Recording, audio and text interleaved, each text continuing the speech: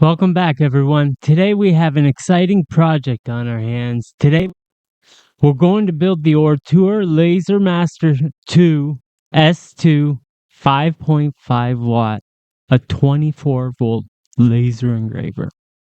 Can you believe it? From the ground up. Not only that, we'll be putting it to the test to see how powerful this affordable laser can be.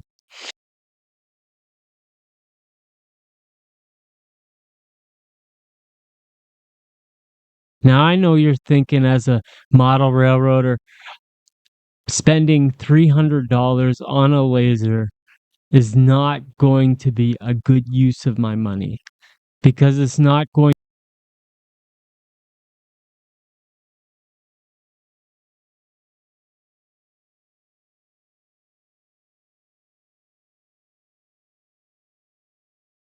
10 structures for your model railroad. This is the perfect laser for you. There's no reason why you should spend $8,000 on a laser if you're only going to use it 10 times. This laser is capable of incredibly detailed engravings in grayscale. The laser engraving area is 390 by 410 millimeters. Now, that's about 15 inches square, like 14 by 15 inches, maybe. It is ample space for your model. You're building 10 models. We're not building a production line of models on this thing. So having 15 inches is perfect for most of your buildings. And even so, the construction of this frame makes it as such that if you know what a registration mark is, you can make buildings as long as you want because of the pass-through effect of wood. I'll show you that in a different video later. But that gives you ample space for your creative projects. Plus, it's compatible with Lightburn and laser gerbil software, offering flexibility and versatility. I personally use Lightburn myself. I found it very intuitive and it looks good, and it's the one that's probably updated the most.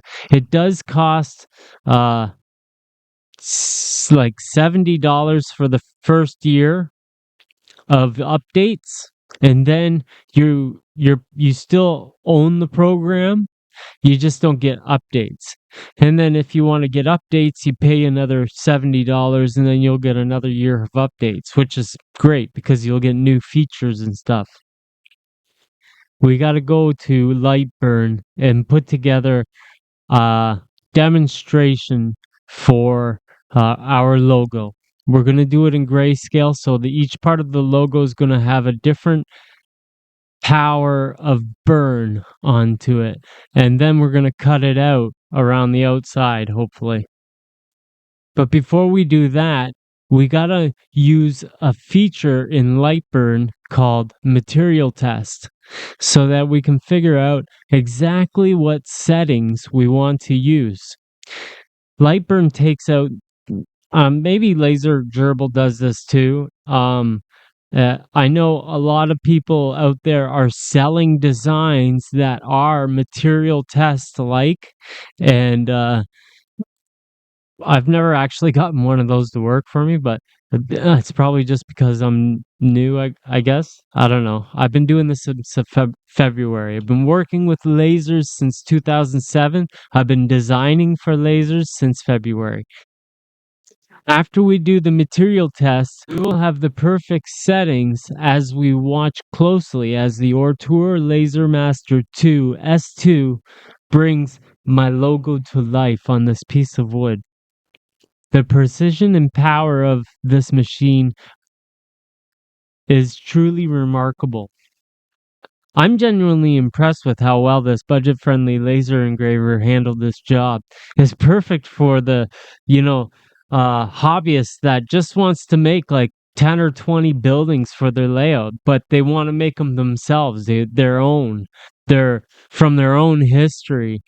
And even a small business looking to create high quality engravings without breaking the bank can do that on a small scale, mind you. So today we're going to look at this project like as if I had not ever used Lightburn before.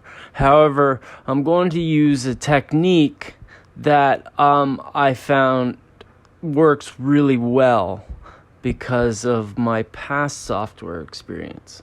You see, in Photoshop or GIMP, to create a layer, you just add a new layer. But in Lightburn, you can't add a new layer unless you add an image or an object. So what I do is I start by adding a box, and I add all the boxes I need for the layers that I need. And each of these boxes will be given a different color, and each of those colors will be given a different speed and power ratings, or engraving or line cutting designation, just to get the project started right. I don't want to get too complicated in our first run of the software, but when you're selecting objects, pressing the left mouse button and pulling to the right will select all the boxes that are inside the box. But when you press the left mouse button and pull to the left, you'll get a green box, the other one being a red box, and it will select everything that it touches. So as we demonstrate here, when I press the left button and pull to the right, I get a red box, and that means everything that's within that box completely will be selected. But when we pull to the left, we get a green box, and everything that box touches or is within it is selected. Before we do anything, we want our logo to be the size that will fit on our piece of wood. And my piece of wood is about 12.5 inch, and I think. And I want to make it 11.75 inch. So I first have to change the millimeters to inches by pressing the button. And then going over to the boxes, I want to select locked aspect ratio by making the locked, and then changing the width to 11.75, which is 11.75 inches. This is where things start to get a little tricky. We're going to be using the trace tool. To get to the trace tool, we have to right click on our image, go down to the bottom of the menu list and hit trace. And in the trace tool, we will be selecting the sliders here. Now for my first layer, I want to grab the name Modelers Guild and the little wings on the side. So I grab the threshold and move that until it takes out all the grays underneath it. Then I'm going to press delete image tab so that we can demonstrate what this tracing actually is. We're going to bring it back with a Control-Z undo after just a demonstration. Now with our image back, we can clearly see that we made the name Modelers Guild with the wings with the green layer. Now we're going to be going back into the trace tool and pulling down the threshold so that we just grab the lettering underneath the Modelers Guild name, and that was a red color, and it's a darker kind of gray in this grayscale here. Now, getting the rest of these items is going to be tricky. However, I have a few tricks under my belt. However, we have to move the cut off to bring down the black side of the image, and we have to bring up the threshold so that we can take care of the lighter grays side of the image. And it's kind of complicated, but what I'm going to do is I'm going to place a box around follow along as the build unfolds, and that'll make our tracing tool just try and trace those letters. So when I have my cutoff set at 72 and my threshold set at 180, it grabs those letters itself, and now I can give that layer a red color. Now, to get the star into our design, I had to resort to drastic measures, I guess. It actually worked out in the end because I was able to grab the outline of the logo and make that my black border, and select the rest of the design that was all selected and make that my star image, because it was the only way to get all the pieces together. And I made that the blue layer. Now, to be able to cut out my logo onto the wood, I have to ungroup the layer by selecting my border, ungroup, and then selecting the border again, and then making that piece black layer. And we will add a line cut to this setting. Next, we move over to the Cut Layers tab and start clicking the tabs under Show to see what all our layers look like in their spots. This is a great way to see how things turned out. You can zoom in and look at things, do whatever you want. Just to make sure the design is looking good.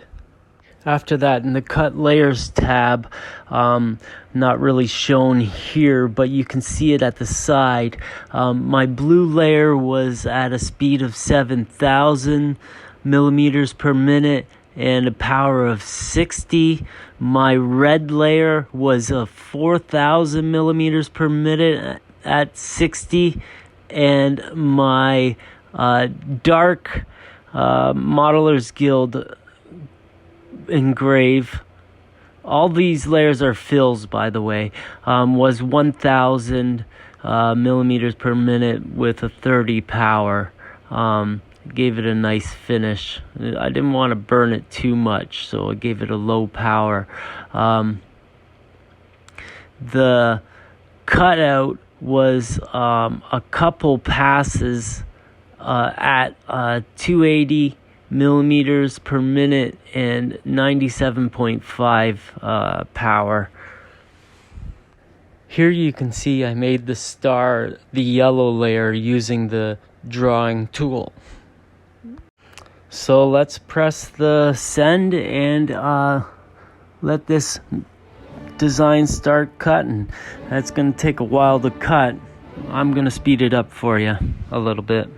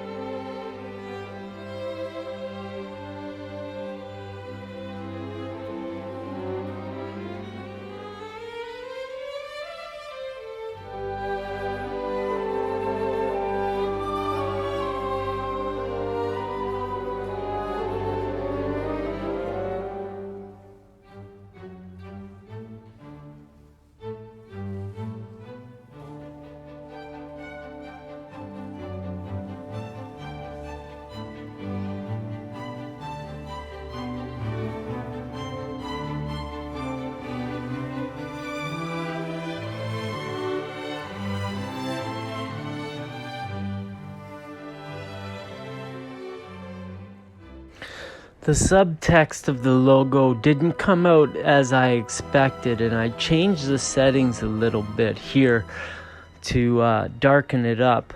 And also I put another layer over the star itself, which gave another contrast to the letters that it went over on the Modelers Guild. Usually when you cut an item, you cut it like we did originally and it's fine. I should have just done the subtext here.